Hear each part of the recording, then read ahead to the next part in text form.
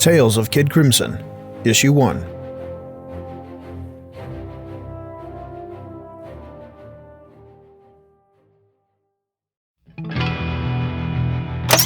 You're not in control here.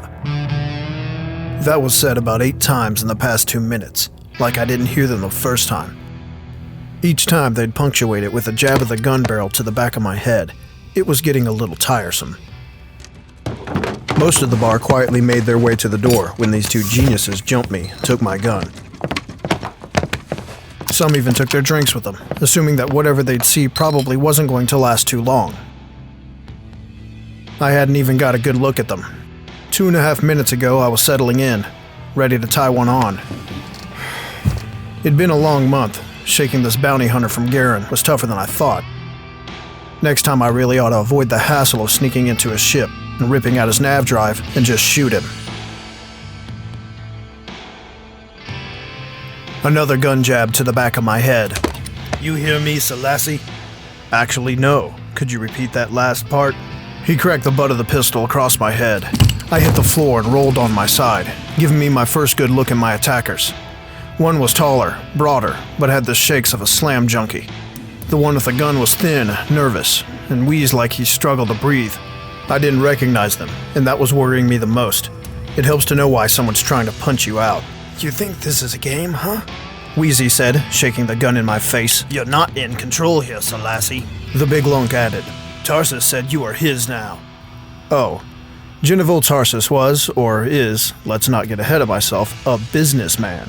To the public, a proud citizen and entrepreneur who runs several geocorps, but outside of legitimate circles, he runs an extensive weapons racket. He'll buy or sell from or to any civ in the universe. I had taken on a shipment of Xi'an pop guns a month ago, but had to ditch it to avoid getting tagged by the law. After that, I got sidetracked with the whole bounty thing. Probably should have let him know his merchandise was out on the drift. Said you gotta make amends, Wheezy said before spasming into a coughing fit. Right. I pushed myself up and took a sip of my drink. Wheezy tracked me with a gun while Lunk waited for any excuse to get those massive fists of his flying. I checked my head. It was ringing up a choir, but it didn't look like it was bleeding. All right, here's what we're gonna do, I said, leaning back into my stool. You shut up, Selassie. You're not in control, the Lunk muttered with a step forward, putting himself between Wheezy and me, between me and the gun. I sank the blade up into his chest about 6 inches. It's almost not even fair when they're this stupid. They want to knock around a guy and don't even pat him down for additional weapons? Thugs this dumb have a very limited expiration date. Tarsus should thank me for thinning out his employee pool. The Lunk's eyes went wide. His fingers grabbed my throat and squeezed. I pulled the knife out and stabbed him again. Wheezy jumped and snapped off a shot, doing me the courtesy of shooting his friend in the back. Fingers loosened. I reached back, grabbed the stool, and flung it at Wheezy. It caught him square in the jaw, sending him spilling one way with his gun the other. Lunk sank to his knees as I pried his fingers free. I picked up Wheezy by the throat and smacked him conscious. I placed the tip of my Vandal blade to his throat. As I was saying, I know I'm the one in the wrong here, so tell Tarsus I'll make it right. But I dug the knife into his throat. If I see any more of his flunkies, I'm gonna gut them slow. That'll look like a mercy when I come for him. Clear? Wheezy chirped, too terrified to move against the blade. He was breathing clear for the first time. Good. I dropped him and retrieved my pistol. Might want to take your friend to the med station. One of the bar patrons poked his head in the door. He took a quick glance around the room. Y'all done in here? Yeah, it's sorted. They started filing back in and reclaiming their seats, stepping over the 2 thugs on the ground. I gave a final pull on my drink and headed for the door. I stepped out into the stretch. The noise of the massively overcrowded main street hit me like a wave. Back in the day, all these orbitals were staging areas for terraforming crews in the system, but now it's a haven for degenerates, black marketeers, and fugitives. My people. Quite a fall. People could say the same about me, I guess. But I wouldn't recommend it. Back to business. I gotta figure out how to make some money, fast.